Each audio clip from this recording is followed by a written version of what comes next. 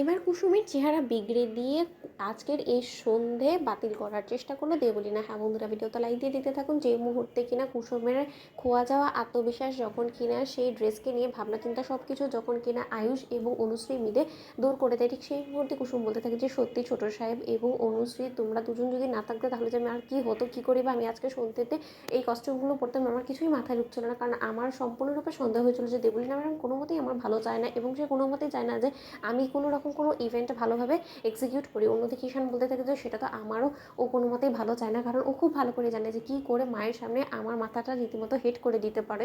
সে সমস্ত কিছু ওই মেয়ে চেষ্টা করে, জানো তো জাদুঘর। ঠিক সেই মুহূর্তে যখন কিনা অনুশ্রী বলতে থাকে যে নিন কুসুম ম্যাডাম, এবার আর আমার আশা করবো যে এই কস্টিউম আপনার পরতে কোনো রকম কোনো প্রবলেম হবে না। অন্যদিকে সেই সমস্যা সুরাহা করে দেওয়া মাত্রই যখন কিনা দেবলীনা বলতে থাকে যে না, আমি শত্রুকে কোনো মতেই আজকে আমার কোনো প্ল্যান আজকে ভেস্তে যেতে দেবো না কুসুম, এবার তুমি দেখো আমি কী করি। ঠিক সেই মুহূর্তে কুসুম ভ্যানিটিতে পৌঁছানোর আগ মুহূর্তেই যখন কিনা কুসুমের কসমেটিক্স এর সকল প্রোডাক্টসের মধ্যে দেবলীনা যখন কিনা লঙ্কা গুঁড়ো মিশিয়ে দেয়, ঠিক সেই মুহূর্তেই দেবলীনা বলতে থাকে যে এবার আমিও দেখি কুসুম যে তুমি কি করে কোন মেকআপ আর্টিস্টকে দিয়ে চমৎকার করে তোমার এই বিগড়ে যাওয়া চেহারাটাকে নিয়ে তুমি স্টেজে ওঠো, কারণ তোমার মধ্যে সেই আত্মবিশ্বাসটুকুই তো থাকবে না, কারণ সবটা তো আমি দুমড়ে মুচড়ে শেষ করে দিয়েছি। এবার শুধু সেই মেকআপ আর্টিস্ট এসে তোমাকে রেডি করার পালা। অন্যদিকে যখন কিনা সেই বিউটিশিয়ান চলে আসা মাত্র যখন কিনা আয়ুষ বলতে থাকে যে নাও কুসুম, এবার তুমি তাড়াতাড়ি রেডি হয়ে নাও, কারণ সন্ধে প্রায় হয়েই আসছে। ঠিক সেই মুহূর্তেই কুসুমকে যখন কিনা মেকআপ করার জন্য সেই মেকআপ আর্টিস্ট একের পর এক গাঙ্গুলি গ্রুপ অফ কোম্পানিজ থেকে আসা সেই প্রোডাক্টসগুলো ইউজ করে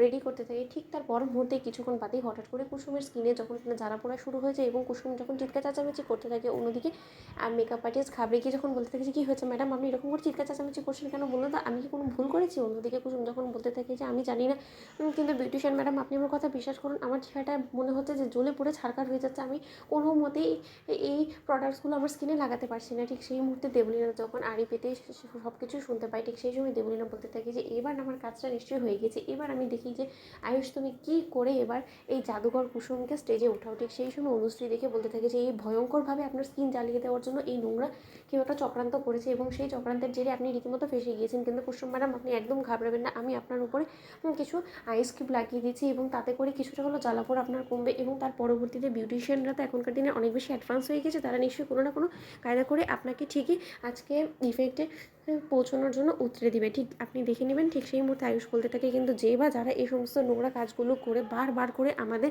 এক একটা ইভেন্ট বিগড়ে দেওয়ার চেষ্টা করছে, তাদেরকে আমি কোনো মতে ছেড়ে কথা বলবো না। আগের বার যেরকম মীনাক্ষী কাকিমণি সমস্ত কাজ করেছে, এবারও যদি তার কোনো রকম কোনো ইনভলভমেন্ট আমি দেখতে পাই, তাহলে এবার আর আমার হাত থেকে কেউ রেহাই পাবেন, এই আমি বলে রাখলাম। তো বন্ধুরা লাইক এবং শেয়ার করে সাবস্ক্রাইব করতে ভুলো না।